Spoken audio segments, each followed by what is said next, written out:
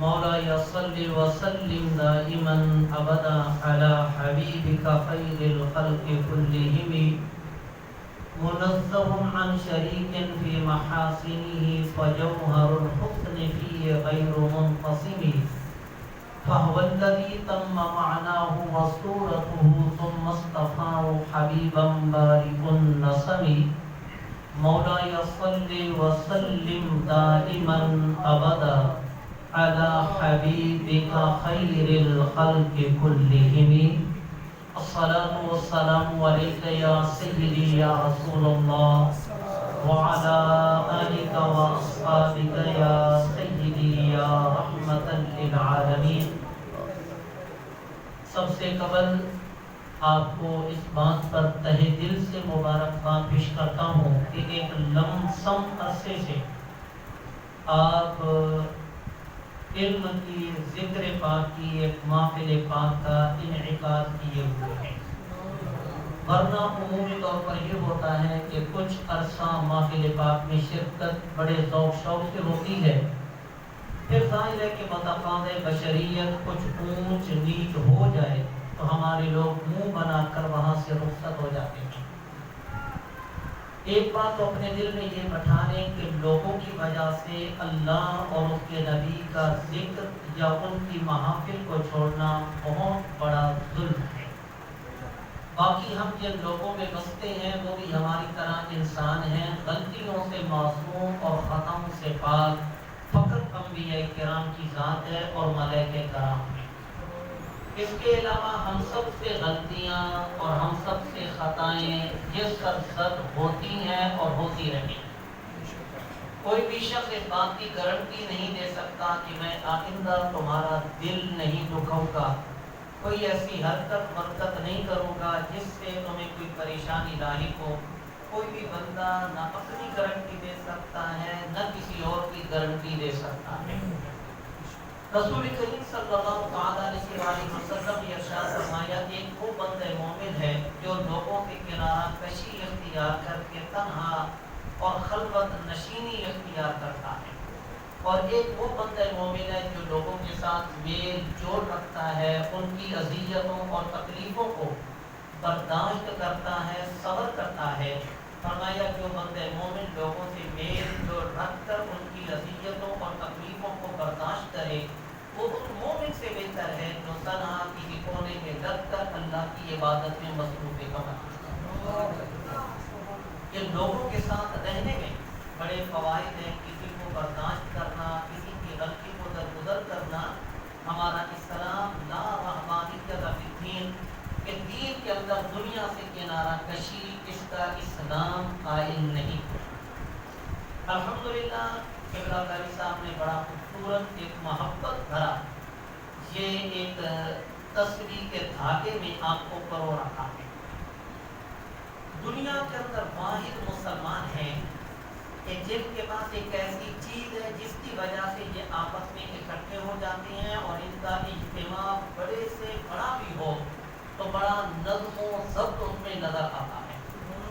دنیا کے اندر سب سے بڑا اجتماع حج کا اجتماع ہے، لیکن اس اجتماع میں بھی کوئی اکا دکا ہی بندہ ہوگا جو غلطی کرے، دوسروں کو تکلیف دے یا دوسروں کی تکلیف کو برداشت نہ کرے. ورنہ اکثر لوگ وہاں پر صبر اور استقامت کا دامن پکڑتے ہیں اور بڑے نظم و ضبط سے چلتے ہیں. اس کی وجہ کیا ہے؟ یہ نہیں ہے کہ وہاں پر کوئی ڈنڈا فورس ہے یا ابھی آپ جہاں پر بیٹھے ہیں سب خاموشی سے بیٹھے ہیں تو کوئی یہاں پر ڈنڈا لے کر ہمارے سر پہ نہیں کھڑا.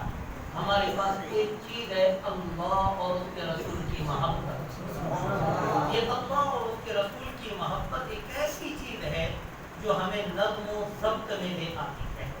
ہم مسجد میں آ کر اپنے آپ کو سب سے افضل محسوس نہیں کرتے، بلکہ ہم اپنے آپ کو سب سے ادنا اور گھٹیا محسوس کرتے ہیں اور یہ احساس رکھتے ہیں کہ میرے ساتھ دائیں بائیں آگے پیچھے کھڑے ہونے والا فرق ہو سکتا ہے یہ اللہ رب العزت کا اور اس کے رسول کا زیادہ محبوب ہو، میں اپنے اوپر اس کو بڑا نہیں سمجھ سکتا.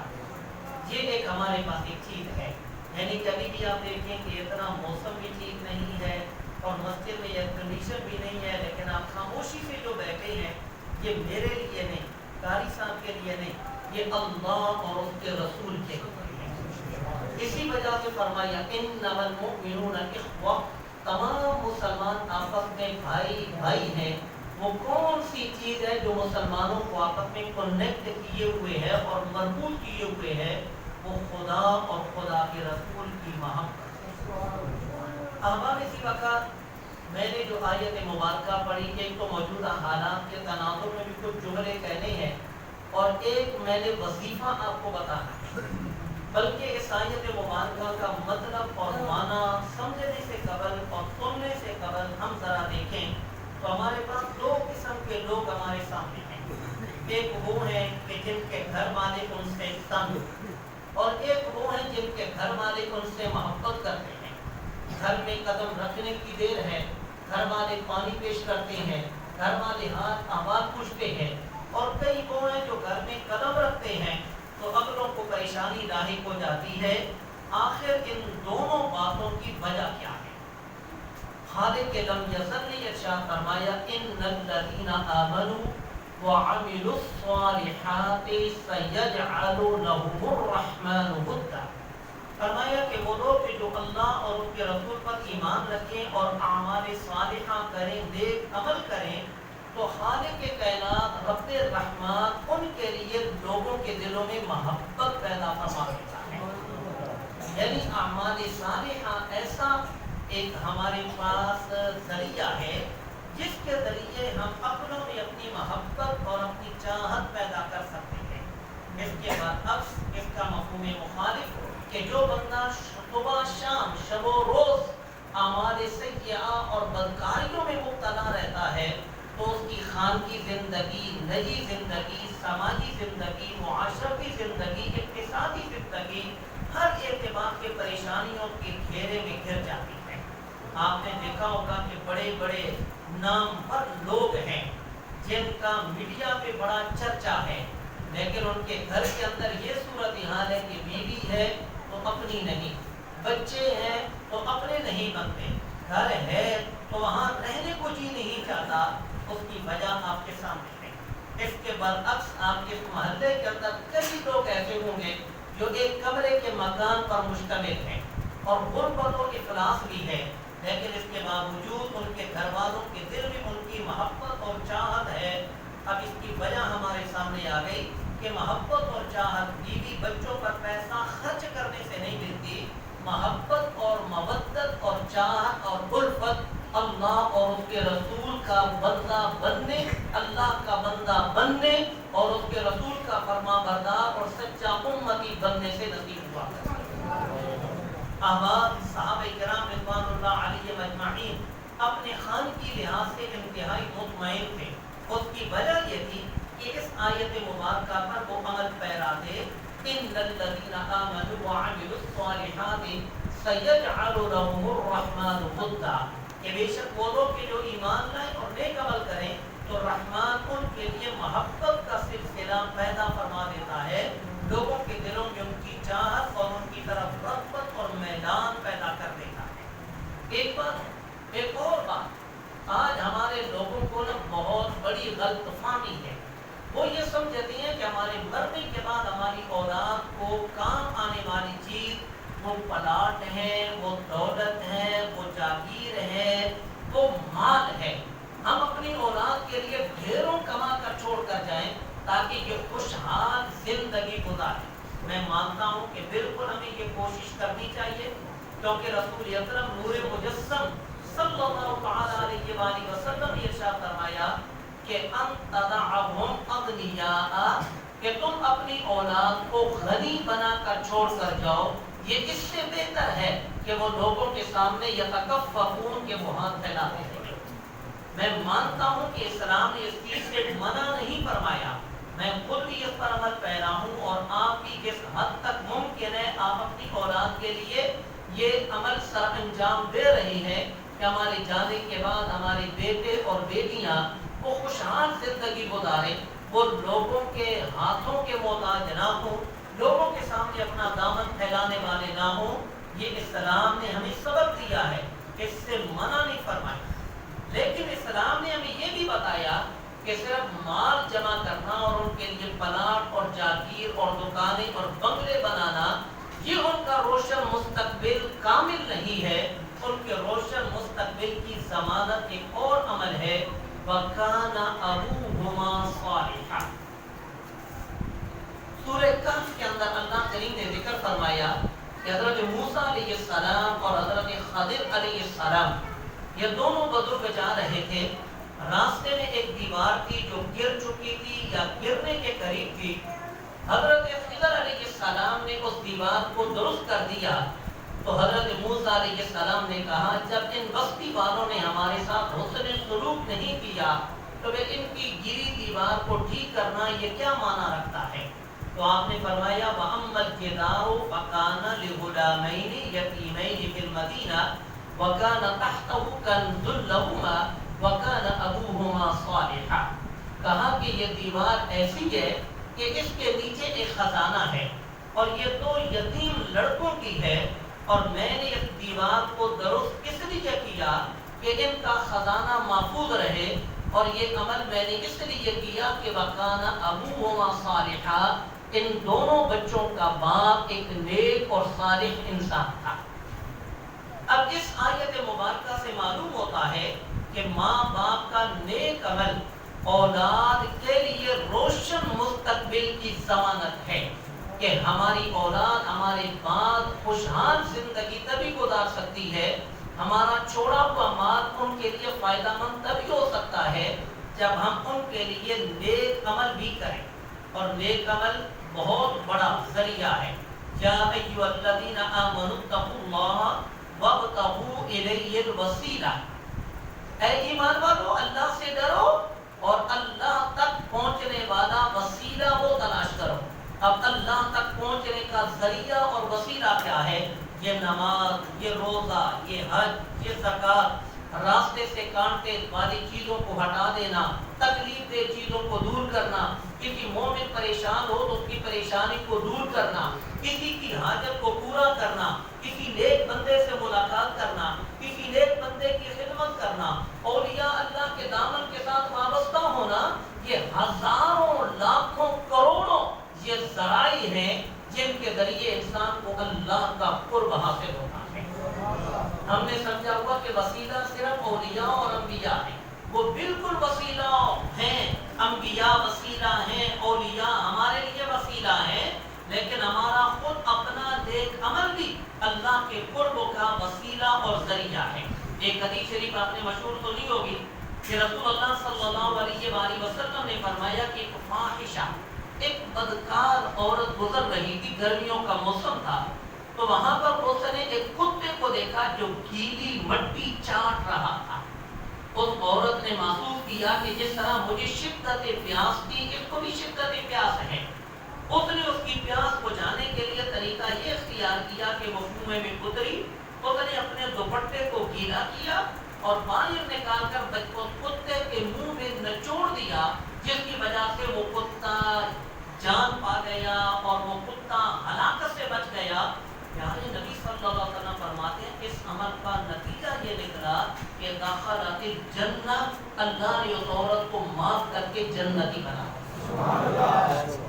احباب یہ ذرائع ان کو ضائع نہ ہونے دیجیے گا. ہم لوگ فوری طور پر اپنا انتقام لیتے ہیں. آج کی آخری بات اس حوالے سے، قول معروف و مغفرہ خیر من صدقہ یتبعها اذی. آپ کروڑوں روپیہ خرچ کر دیں، اس کا اتنا ثواب نہیں ہے جتنا کسی مسلمان بھائی کو درگزر کرنے پر انسان کو اجر و ثواب ملتا ہے. آج ہمارے اندر عدم برداشت بہت زیادہ ہے. ہم گاڑی چلا رہی ہیں، ہم پیچھے سے کوئی شخص اس کا ہماری گاڑی کے ساتھ ایکسیڈنٹ ہوا، لائٹ ٹوٹ گئی یا ذرا سی سکریچ آ گئی، ہم ادھم مچا دیتے ہیں.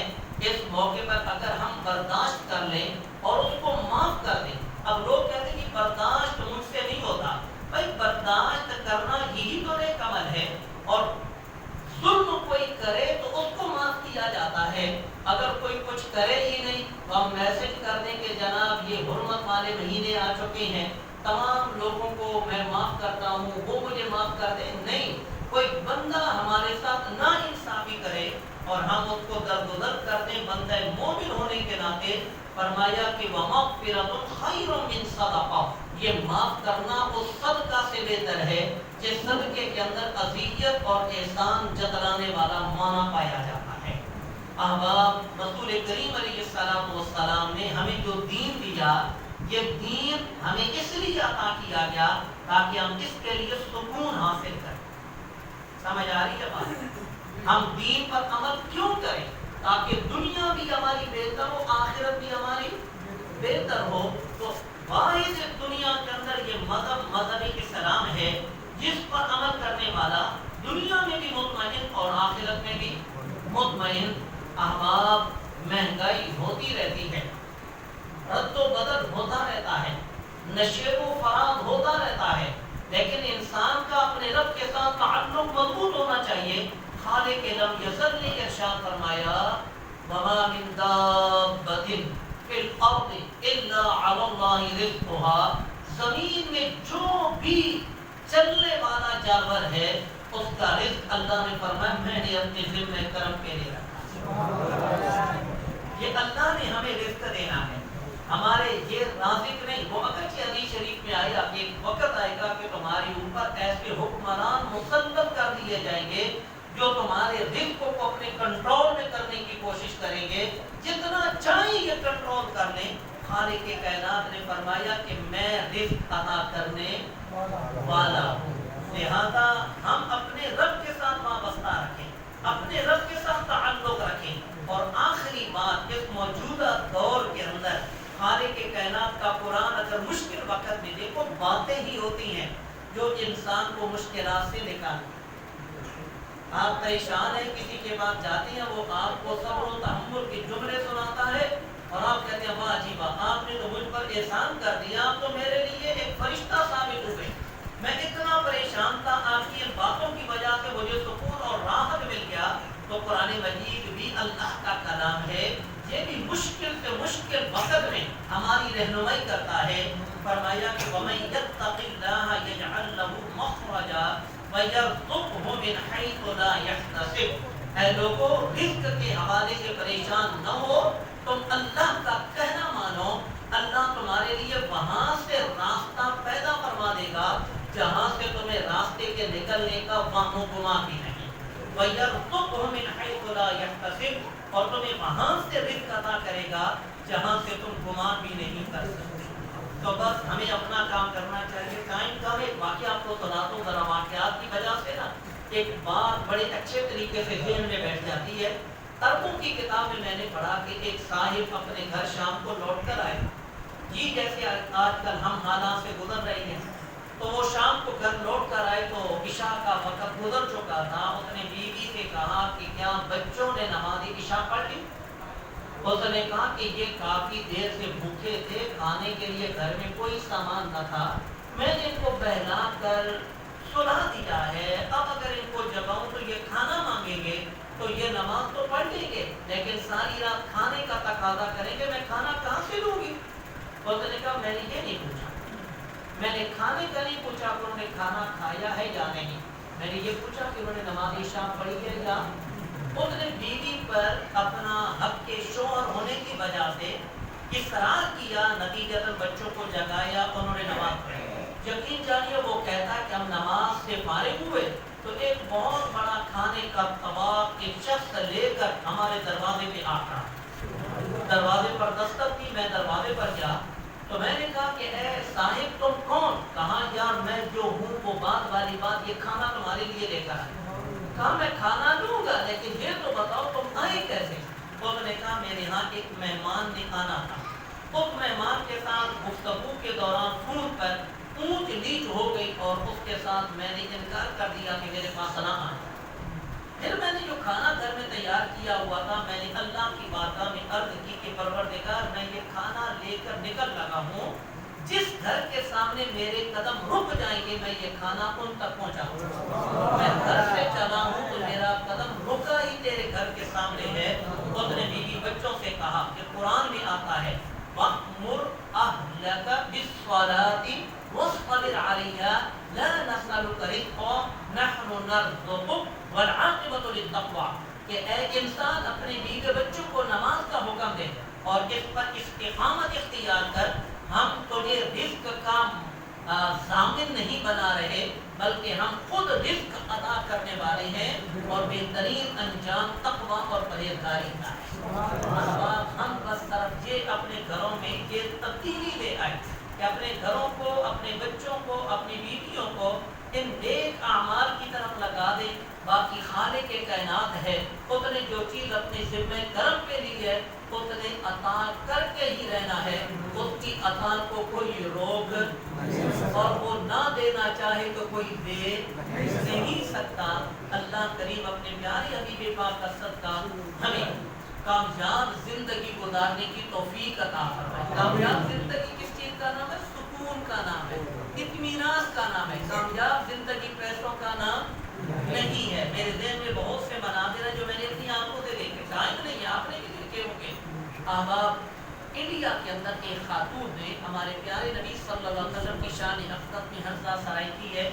میں اس حوالے سے آپ کو کہنا چاہتا ہوں، اس نے دو باتوں کو اعتراض بنایا رسول اللہ صلی اللہ علیہ وسلم کی ذاتی اقدس پر۔ ایک تو سرکار کا حضرت عائشہ صدیقہ رضی اللہ تعالی عنہا سے شادی فرمانا، اور دوسرا رسول اللہ صلی اللہ علیہ وآلہ وسلم کا زیادہ ازواج کو اپنے نکاح میں رکھا۔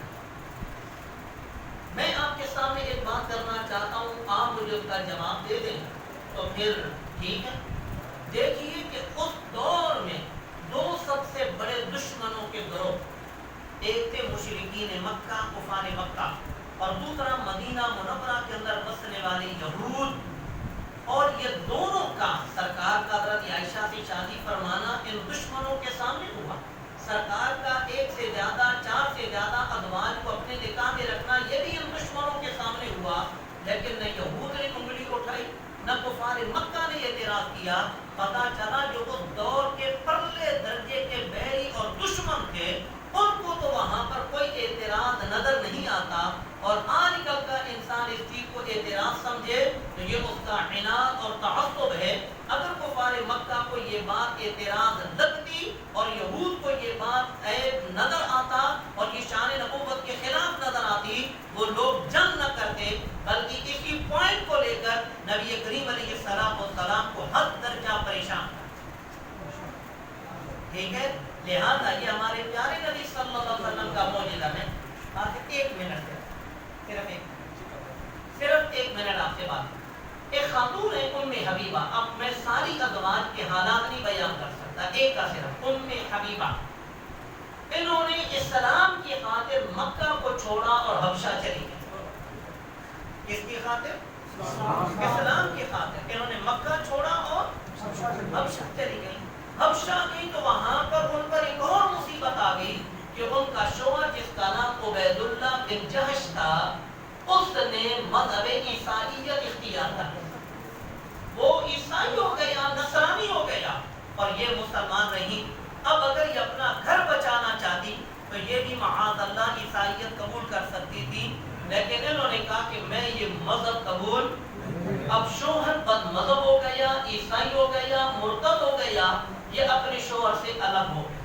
ایک اسلام کی خاطر ہجرت کی، پھر اسلام ہی کی وجہ سے اپنے شوہر سے جدا ہو گئی۔